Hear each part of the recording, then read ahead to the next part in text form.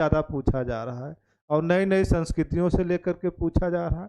इसीलिए हमने आप लोगों के लिए खास प्रश्न बनाया है कि ल्योल बाई संस्कृत का संबंध पाषाण काल से है। यह संस्कृत मुख्यतः संबंधित है। आपको बताना है कि यह संस्कृत मुख्यतः किससे संबंधित है? पाषाण कालीन पशुपालन से, पाषाण कालीन कृषि से, या पाषाण कालीन बर्तन बनाने की विधि से, या पाषाण कालीन औजार बनाने की विधि से। तो बताइए यह किससे संबंधित है? पशुपालन से, कृषि से, बर्तन बनाने की विधि से, या औजार बनाने की विधि से। अगर प्रश्न आ जाए कि ल्योल बाई संस्कृत क्या है तो देखिएगा, पेरिस, ये पेरिस में एक स्थान है, पेरिस में एक स्थान है ल्योल बाई, और इस ल्योल बाई से पाषाण काल के, देखिए पाषाण काल के औजार बनाने की,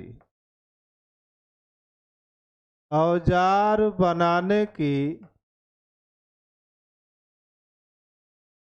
विधि का पता चला है, विधि का पता चला है। तो यह ल्योल बाई पाषाण काल औजार बनाने की विधि का पता चला इसी स्थान से, इसलिए इसे ल्योल बाई संस्कृत का नाम दे दिया गया। तो भारत के परिप्रेक्ष्य में क्या महत्वपूर्ण है इससे? तो भारत के परिप्रेक्ष्य में यहाँ से प्रश्न ये पूछा जाएगा कि ल्योल बाई संस्कृत के आधार पर पाषाण कालीन औजार बनाने की विधि भारत में किन स्थानों पर प्रचलित थी? तो उन स्थानों को भी देख लेते हैं। उन स्थानों में मुख्यतः है आपको 3 स्थानों के नाम याद रखने हैं जो कि बहुत ही इम्पोर्टेंट है। पहला क्या है? सोहन घाटी, सोहन घाटी आपको नाम याद रखना है। इसे सोहन संस्कृत भी कहते हैं, कोर संस्कृत भी कहते हैं, और चापर चॉपिंग पेबुल संस्कृत भी इसे कहते हैं। दूसरा है आपका अतिरम पक्कम, अतिरम पक्कम से संबंध है इसका। और तीसरा है आपका नेवासा। सोहन घाटी पूछे, सोहन संस्कृत पूछे कहाँ है, तो आपको क्या बताना है? पाकिस्तान में है। पाकिस्तान में सिंधु नदी बहती है, उसी की सहायक नदी सोन नदी या सोहन नदी है। उसी नदी घाटी के किनारे जो पूरा पाषाण कालीन औजार पाए गए, कहा गया कि वो सोहन संस्कृत के औजार है। अत्रिपक्कम ये आप जानते हैं तमिलनाडु में है, तमिलनाडु में है ये स्थान।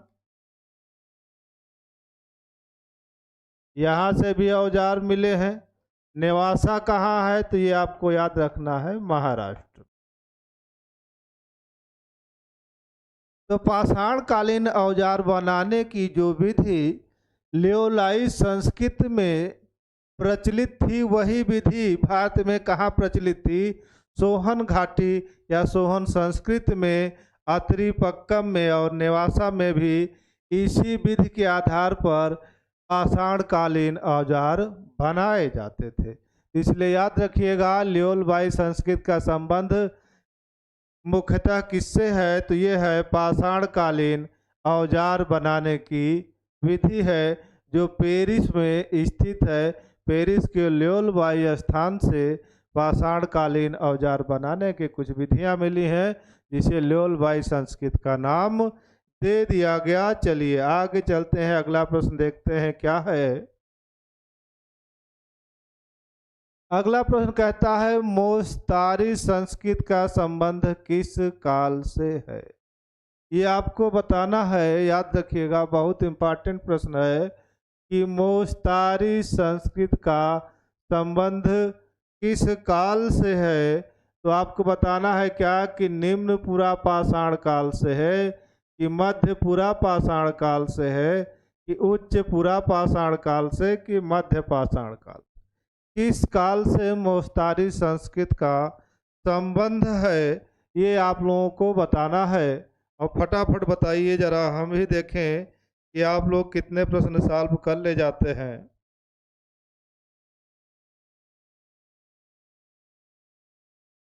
एक बात याद रखिएगा कि मोस्तारी संस्कृत का संबंध किससे है, तो मोस्तारी संस्कृत देखिएगा, इसका संबंध है नियंडर थल मानव से। नियंडरथल मानव से मोस्तारी संस्कृत का संबंध है। और नियंडरथल मानव किस काल का प्रतिनिधित्व करता है, तो आप क्या बताएंगे, मध्य पुरा पाषाण काल का। तो मोस्तारी संस्कृत का संबंध किस काल से है, मध्य पुरा पाषाण काल से संबंधित है यह संस्कृति। और चूंकि नियंडरथल मानव, इसे पहला सांस्कृतिक मानव भी कहा जाता है। आत्मा में विश्वास करने वाला प्रथम मानव नियंडरथल मानव था। मृतकों का आदर करने वाला प्रथम मानव नियंडरथल मानव था। आगे चलते हैं, देखते हैं अगला प्रश्न क्या है। चाकू संस्कृति देखिएगा, बहुत इंपॉर्टेंट है कि चाकू संस्कृति का संबंध किससे लगाया जाता है। निम्न पुरा पाषाण काल से लगाया जाता है, या मध्य पुरा पाषाण काल से, या उच्च पुरा पाषाण काल से, या नव पाषाण काल से। चाकू संस्कृति, बस प्रश्न घुमाया है, थोड़ा सा आप लोग ध्यान देंगे, केयर करेंगे तो पकड़ लेंगे। पाषाण काल की बात हो रही है और उस पर भी चाकू यानी कि औजारों की बात हो रही है, पत्थर के औजारों की। तो चाकू नुमा औजार, चाकू कैसे होते हैं, पतले होते हैं, मोटे तो होते नहीं हैं। पतले होंगे, धारदार होंगे। तो पतले और धारदार, ये सबकी सबसे अच्छी विशेषता कहाँ पाई जाती है, तो आपने सही पकड़ा एकदम से। चाकू संस्कृत का संबंध किससे है, तो ये है उच्च पुरा पाषाण काल से। उच्च पुरा पाषाण काल में देखिएगा, ब्लेड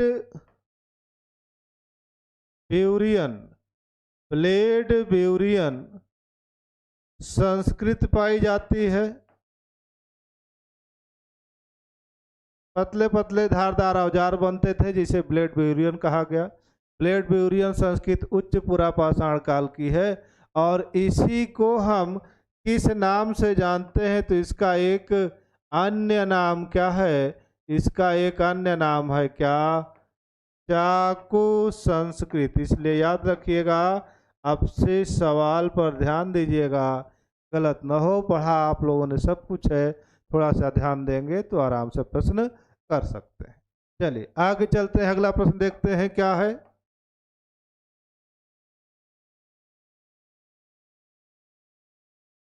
निम्न में से किस संस्कृत का संबंध उच्च पुरा पाषाण काल की अंतिम संस्कृति से है, ये आपको बताना है। उच्च पुरा पाषाण काल की अंतिम संस्कृति से किसका संबंध है।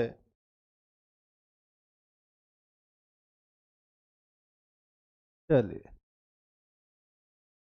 पूछ रहा है उच्च पुरा पाषाण काल की अंतिम संस्कृति से है, किस संस्कृत का संबंध ये आपको बताना है। मेगदेलियन संस्कृति, उर्डुवान संस्कृति, एबिबेली संस्कृति, या उपरोक्त में से कोई नहीं। किस संस्कृत का संबंध उच्च पूरा पाषाण काल की अंतिम संस्कृति से है। अंतिम शब्द पर आप लोग ध्यान दीजिएगा, अंतिम संस्कृति से है, इसमें से आपको बताना है। चलिए हम आपको थोड़ी सी जानकारी दे दें और आप लोगों को सहायता भी मिल जाएगी प्रश्न हल करने में। देखिएगा, देश का नाम है फ्रांस और फ्रांस में एक है बैजेरे घाटी। बैजेरे घाटी में एक स्थान है, अब स्थान का नाम है क्या? ला मेडेलियन। ला मेडेलियन उस स्थान का नाम है। अब इस स्थान से हमें जो प्राप्त हुआ है वो क्या प्राप्त हुआ है, ये आपको ध्यान देना है। तो यहाँ से आदि मानव के शैलाश्रय प्राप्त हुए हैं। आदि मानव के शैलाश्रय प्राप्त हुए हैं। ये शैलाश्रय का मतलब है गुफाएं जहां पर आदि मानव निवास करते थे। तो फ्रांस की बैजेरी घाटी में एक स्थान है ला मेडिलियन, जहां से आदि मानव के गुफाओं में रहने के प्राचीनतम साक्ष्य मिले हैं। और ऐसे ही साक्ष्य भारत में भी मिले हैं। जैसे मध्य प्रदेश में आपका कौन सी गुफा खोजी गई है? भीमबेटका गुफा, वहाँ भी आदि मानव के रहने के साक्ष्य पाए गए हैं। ऐसे ही फ्रांस की बैजेरी घाटी ला मेडिलियन में भी आदि मानव के रहने के साक्ष्य पाए गए हैं गुफाओं में। तो इसी ला मेडिलियन के नाम पर मैगदेलियन संस्कृत पड़ा हुआ है, जो उच्च पाषाण काल की अंतिम संस्कृति है। इसलिए याद रखिएगा, उच्च पुरा पाषाण काल की अंतिम संस्कृति कौन सी है? तो मैगदेलियन संस्कृत है। इस संस्कृत का विकास कहाँ हुआ? फ्रांस की बैजेरी घाटी में हुआ था। चलिए आगे चलते हैं, अगला प्रश्न देखते हैं।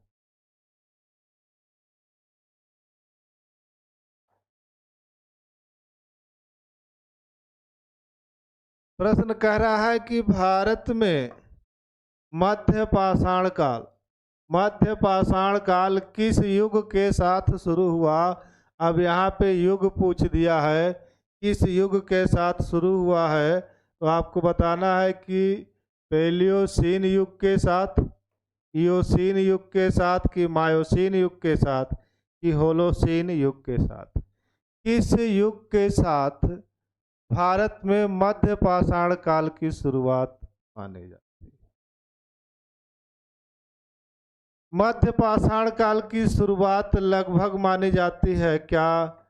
10,000 ईसा पूर्व, यानी 10,000 वर्ष पूर्व पाषाण काल को माना गया है कि भारत में पाषाण काल जो था 10,000 ईसा पूर्व से शुरू हुआ।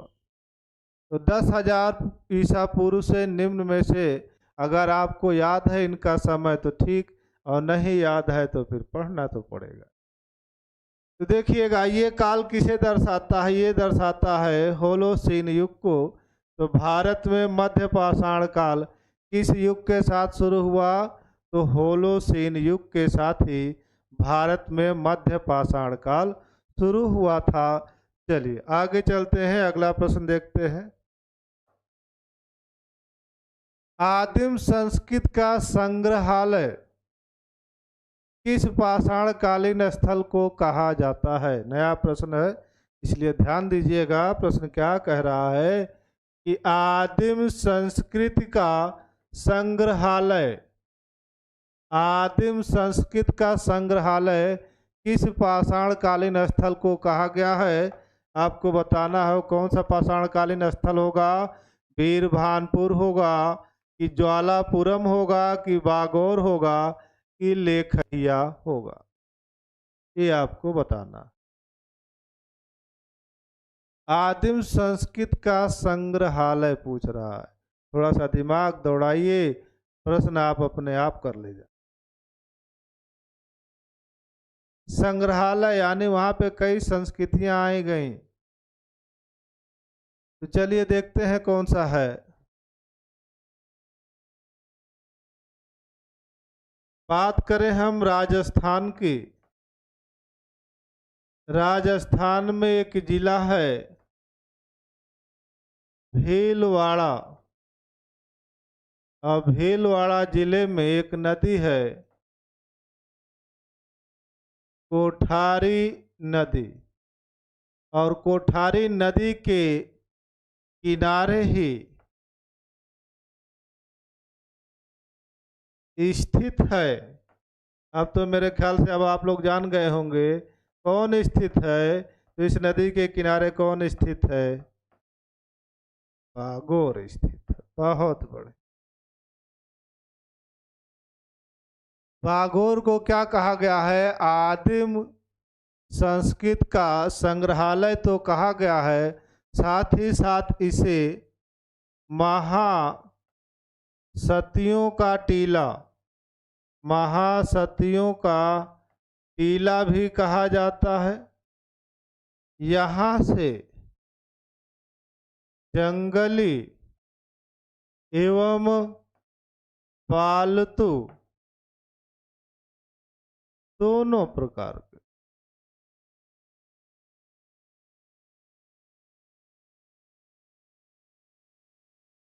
जली हुई हड्डियां मिली हैं, इसलिए याद रखिएगा, ये भी इम्पोर्टेंट है। महासतियों का टीला किसे कहा गया? बागोर को। कहाँ से? जंगली एवं पालतू दोनों प्रकार के जानवरों की जली हुई हड्डियां मिली हैं, बागोर से। बागोर कहाँ है? राजस्थान में। और राजस्थान के किस जिले में? भीलवाड़ा जिले में। किस नदी के किनारे स्थित है? तो कोठारी नदी के किनारे स्थित है। ये सारे प्रश्न आए हुए हैं, पूछने की भी संभावना ज़्यादा रहती है, तो इसलिए याद रखिएगा आदिम संस्कृत का संग्रहालय क्या होगा? बागोर को कहा जाएगा। चलिए आगे चलते हैं, अगला प्रश्न देखते हैं। अगला प्रश्न क्या है? निम्न में से किस स्थल से पशुपालन के साक्ष्य मिले हैं? प्रश्न तो बड़ा आसान है, पशुपालन के साक्ष्य मिले हैं, लेकिन अब दिक्कत है कि इसमें ऑप्शन चेंज है। जो आप लोगों को याद था उसमें से तो ऑप्शन है ये नहीं है। पशुपालन के साथ साथ पूछ रहा है कहाँ से मिले हैं? लोटेश्वर से, बोरी से, कि महुरझारी से, कि हथनौरा से? चलिए बताइए। हथनौरा से और बोरी से तो मानव जीवाश्म के साक्ष्य मिले। लोटेश्वर कहाँ पड़ता है? देखिएगा, लोटेश्वर पड़ता है गुजरात में, और इसी गुजरात के इस लोटेश्वर नामक स्थान से पशुपालन के साक्ष्य मिले हैं, तो इसलिए ध्यान रखिएगा, बहुत इम्पॉर्टेंट है। सिंपल तो है लेकिन ऑप्शन चेंज हो गए हैं, बहुत ज़्यादा गलती करने की संभावना भी रहती है, तो इसलिए ध्यान दीजिएगा।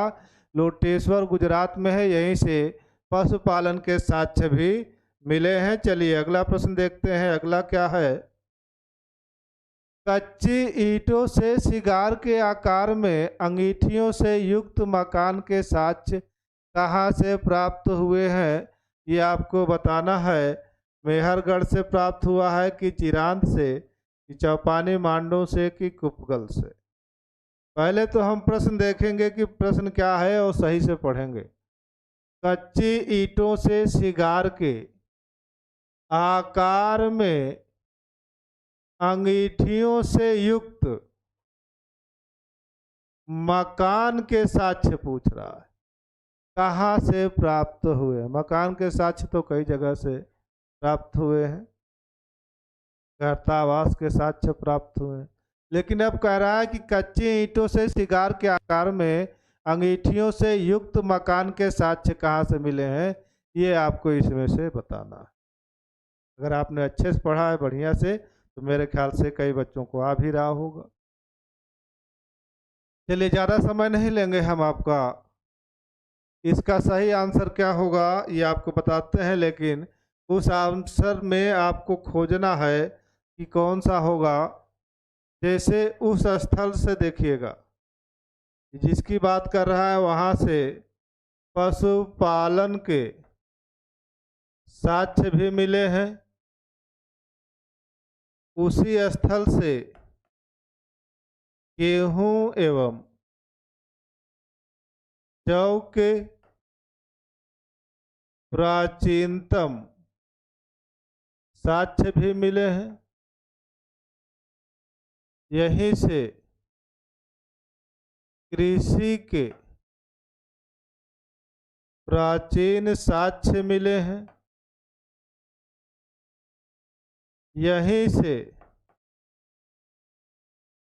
पालतू भैंस, यहीं से पालतू भैंस के साक्ष्य मिले हैं। और उसी स्थान को बलूचिस्तान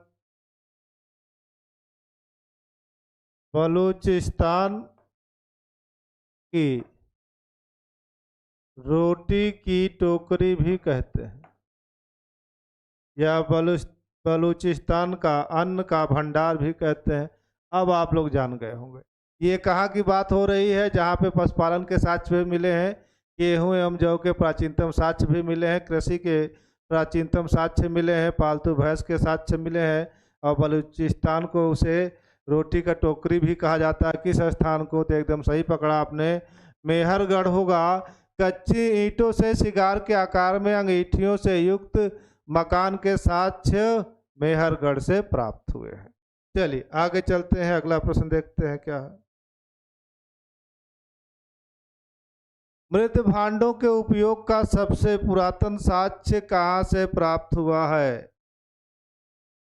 ये तो आप लोगों के लिए सिंपल प्रश्न होगा। चलिए देखते हैं कहाँ से प्राप्त हुआ है। चौपानी मांडो से, कि कोल्डिहवा से, कि चिरांद से, कि संगन कल्लो से? भांडों के उपयोग का सबसे पुरातन साक्ष्य पूछ रहा है, सबसे पुरातन साक्ष्य, इसलिए गलती न करिएगा। तो भांडों के उपयोग का सबसे जो पुरातन साक्ष्य मिला है वो मिला है कहाँ से? वो चौपानी मांडो से मिला है, और चौपानी मांडो से ही वृत्ताकार झोपड़ियों के साक्ष्य भी मिले हैं। चलिए आगे चलते हैं, अगला प्रश्न देखते हैं क्या है।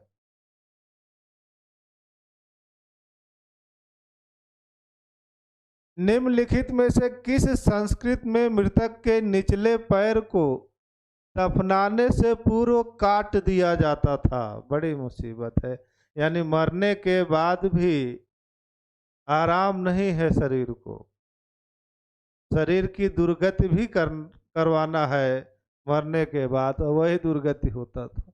ये मान्यता थी शायद किसी संस्कृत की, किस संस्कृत की वही बात कर रहा है कि निम्नलिखित में से किस संस्कृति में मृतकों के निचले पैर दफनाने से पूर्व काट दिया जाता था? चलिए बताइए कौन सी संस्कृत होगी? जोरबे संस्कृत होगी, नवपाषाण संस्कृत होगी, कि कायथा संस्कृत होगी, कि चित्रित धूसर मृतभांड संस्कृत? वो कौन सी संस्कृत होगी?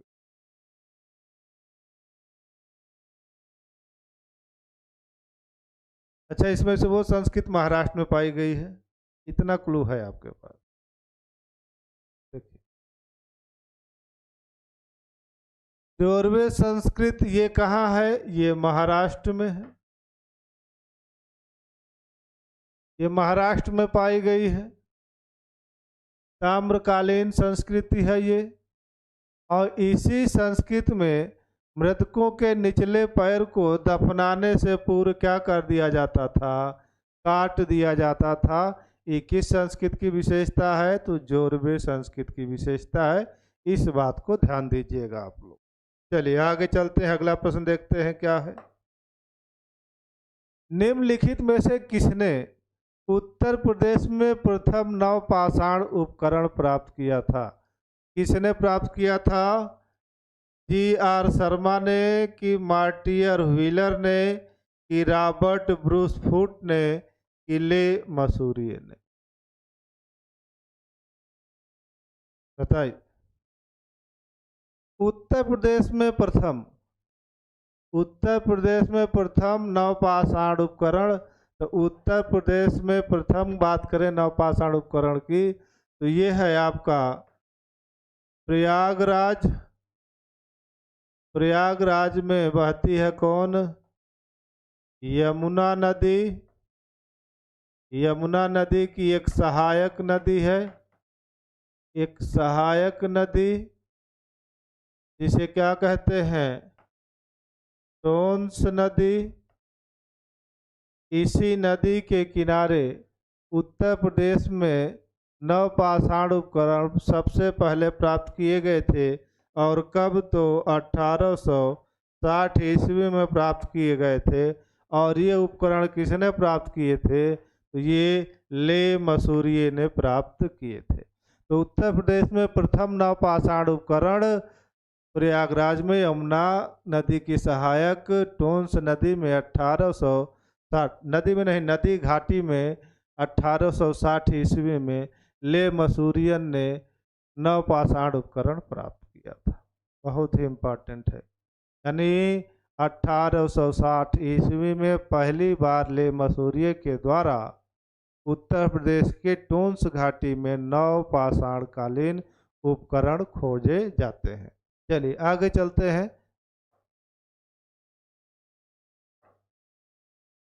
मध्य पाषाण कालीन उपकरणों के निम्न निर्माण में निम्न तकनीकों से कौन सी पद्धति प्रयोग में नहीं ली जाती थी?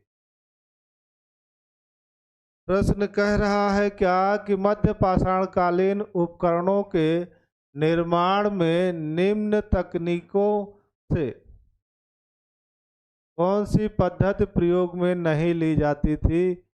मध्य पाषाण काल की बात कर रहा है, न तो पुरा पाषाण काल न तो नव पाषाण काल। यानी इसमें से कोई एक ऐसी तकनीक है जो नव पाषाण काल में या पुरा पाषाण काल में प्रचलित थी, वही खोज के आपको निकालना। तो मध्य पाषाण कालीन उपकरणों के निर्माण में निम्न तकनीकों में से कौन सी पद्धति का प्रयोग नहीं ली जाती थी? देखिए, दबाव तकनीक का तो प्रयोग होता था। पत्थर के औजारों को दबाव के द्वारा तोड़ा जाता था। घात प्रतिघात पटक पटक के तोड़ दिया जाता था। एक दूसरे को आपस में टकरा करके तोड़ दिया जाता था। फ्लूटिंग तकनीक भी ये मध्य पाषाण कालीन औजार बनाने की तकनीक है। घर्षण तकनीक ये नहीं है, ये नव पाषाण कालीन है। और इसीलिए इसका सही आंसर क्या होगा? मध्य पाषाण कालीन औजारों के निर्माण में निम्न तकनीकों में से कौन सी पद्धति प्रयोग में नहीं लाई जाती थी? कौन सी होगी? घर्षण तकनीक। चलिए आगे चलते हैं। मानव जीवन में किस पाषाण युग को क्रांति कहा गया है? ये मेरे ख्याल से आ रहा होगा आप लोगों को। किस पाषाण युग को क्रांति कहा गया है? मध्य पाषाण काल को, नव पाषाण काल को, उच्च पुरा पाषाण काल को, कि इनमें से कोई नहीं? ऐसा समय काल जिसमें सबसे ज्यादा परिवर्तन हुआ हो, उसी को हम क्रांति की संज्ञा भी देते हैं। तो किसमें सबसे ज्यादा परिवर्तन हुआ? एकदम सही पकड़ा आपने। नव पाषाण काल में सबसे ज्यादा परिवर्तन हुए थे। जैसे अस्थाई जीवन की शुरुआत, अस्थाई जीवन की शुरुआत, कृषि की शुरुआत, कृषि की शुरुआत हुई यहीं से। कुम्हार के चाक का प्रयोग शुरू हुआ। पहिए का आविष्कार हुआ। अग्नि का बड़े पैमाने पर प्रयोग शुरू हुआ। बहुत सारी चीजें नवपाषाण काल में हुई, इसीलिए इस पाषाण युग को क्रांति की संज्ञा दी गई। किसे? नवपाषाण काल को। चलिए आगे चलते हैं, अगला प्रश्न देखते हैं क्या है। भारत में सोहन संस्कृति किस युग से संबंधित है? उच्च पुरापाषाण युग से, मध्य पाषाण युग से, कि नवपाषाण युग से, कि निम्न पुरापाषाण युग? सोहन संस्कृति पूछ रहा है इसमें से किस युग से संबंधित है। थोड़ा सा सोहन संस्कृति के बारे में जानकारी ले ले।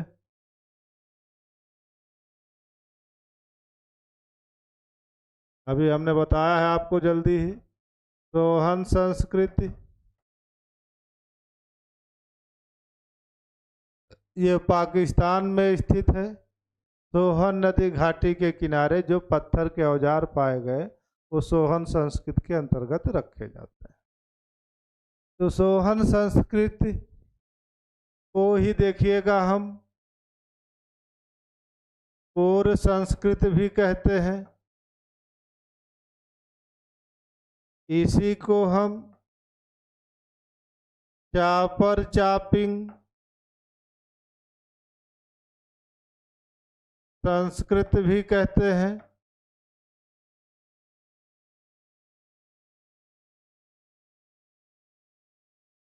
इसी को हम बेबुल संस्कृत भी कह देते हैं। तो भारत में सोहन संस्कृत किस युग से संबंधित है? तो ये सबसे पहले युग से संबंधित। तो सबसे पहला युग क्या था? तो निम्न पुरापाषाण युग था। तो इसलिए निम्न पुरापाषाण काल से सोहन संस्कृत का संबंध ठहराया जाता है। चलिए आगे चलते हैं, अगला प्रश्न देखते हैं क्या है। पसली छेनी छेद वाला गोल पत्थर किस संस्कृत के हैं? पसली देखिएगा, पसली छेनी छेद वाला गोल पत्थर किस संस्कृत के हैं आपको बताना है। नवपाषाण युग के हैं, ताम्र युग के हैं, लौह युग के हैं, या चित्रित धूसर भांड संस्कृत के हैं? किस संस्कृत के हैं? चलिए बताइए। तो बसुली छेनी छेद वाले जो गोल पत्थर थे इनकी विशेषता है, और ये कब पाए गए हैं? तो ये देखिएगा नवपाषाण युग में पाए गए हैं, ध्यान रखिएगा। चलिए आगे चलते हैं, अगला प्रश्न देखते हैं। निम्नांकित में से कौन भारत में ज्ञात विशालतम मध्य पाषाण वास था? ये आपको बताना है।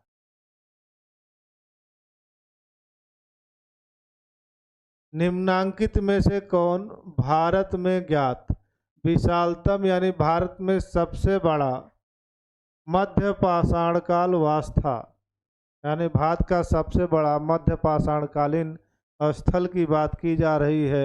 इनमें से कौन सा था? महगड़ा था, कोल्डिहवा था, कि चौपानी, मांडो की बागोर था? कौन था? याद भी रहा होगा आप लोगों को। तो देखिएगा ये बात कर रहे हैं किसकी? ये बात कर रहे हैं बागोर की। और बागोर के बारे में अभी हमने आपको पिछले प्रश्न में समझाया भी अच्छे तरीके से, इसलिए दोबारा समझाने की तो जरूरत है नहीं। याद रखिएगा भारत में ज्ञात विशालतम मध्य पाषाण कालवास कौन सा है? तो वो बागौर होगा। ठीक है, आगे चलते हैं, अगला प्रश्न देखते हैं। ताम्र पाषाण काल में वृत्ताकार गर्ताग्रहों की प्राप्ति निम्न लिखित किस स्थल से हुई है? ताम्र पाषाण काल में वृत्ताकार गर्ताग्रहों की बात कर रहा है कि प्राप्ति किस स्थल से हुई है? नवदा टोली से, आहाड़ से, हड़प्पा से, ईनाम गांव से? ये आपको बताना। तो वृत्ताकार गर्तग्रहों की अगर प्राप्ति करे तो इनमें से देखिएगा सब अलग अलग हैं। अब ये ताम्र पाषाण की बात कर रहा है, जबकि हड़प्पा तो अलग है। नवदा टोली आहाड़ हो नहीं सकता। इनाम गांव ये कहाँ पड़ता है? तो ये है आपका महाराष्ट्र में। इसलिए वृत्ताकार घटनाग्रहों की प्राप्ति कहाँ से होती है? इनाम गांव से होती है, जो कि महाराष्ट्र में स्थित है। चलिए आगे देखते हैं, अगला प्रश्न क्या है।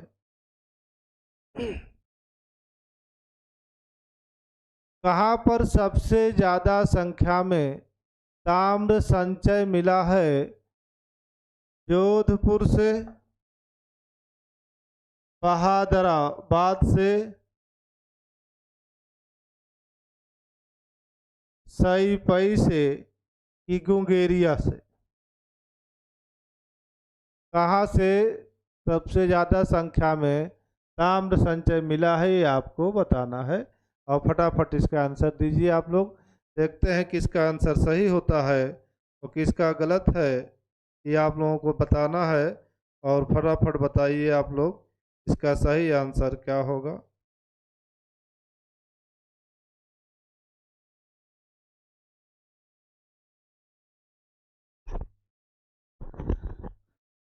इसका सही आंसर देखिएगा, मुंगेरिया होगा। पूछा जाता है ये कहाँ है, ये होगा मध्य प्रदेश में। चलिए आगे चलते हैं। निम्नलिखित में से कौन सा नवपाषाण कालीन पुरातात्विक स्थल राख के टीलों के लिए नहीं जाना जाता? राख के टीलों के लिए नहीं जाना जाता, ये आप पूछ रहा है।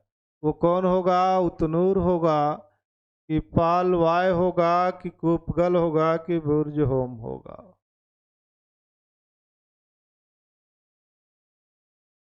देखिए, उतनूर से राख के टीले मिले हैं, सही है। पालवाय से भी मिले हैं, ये भी सही है।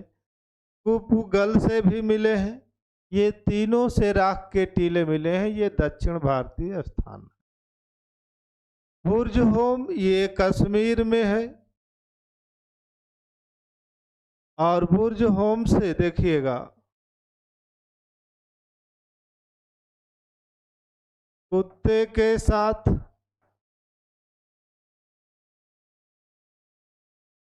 मालिक को दफनाने का साक्ष्य है। मालिक को दफनाने का साक्ष्य मिला है। यहीं से कर्तावास मिले हैं, यानी गड्ढा घर मिला है। यहीं से हार्वेस्टर मिला है, फसल काटने के औजार मिले हैं। और यहाँ से जो है वो राख के टीले नहीं मिले हैं। इसलिए याद रखिएगा, राख के टीले कहाँ से नहीं मिले? तो बुर्ज होम से नहीं मिले। चलिए अगला प्रश्न देखते हैं, अगला क्या है। निम्नलिखित में से कौन नवपाषाण कालीन स्थल नहीं है? अब इसमें से आपको बताना है कि कौन सा नवपाषाण कालीन स्थल नहीं है। ब्रह्मागिरी की संगन कल्लू, की अरिकामेडु, की पिकली हल? चलिए बताइए।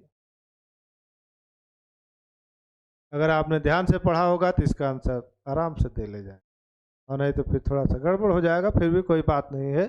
चलिए देखते हैं। नवपाषाण कालीन स्थल ब्रह्मागिरी है, संगन कल्लू भी है, पिकली हल भी है, अरिकामेडु नहीं है। तो ये कब का है? तब ये प्रथम शताब्दी ईसा पूर्व का है। और यहाँ से हमें क्या मिलते हैं? यहाँ से हमें रोमन सिक्कों का ढेर मिलता है। रोमन सिक्के कहाँ से प्राप्त हुए हैं? अरिकामेड से। और ये कहाँ पर है अरिकामेड? ये है आपका पांडिचेरी में।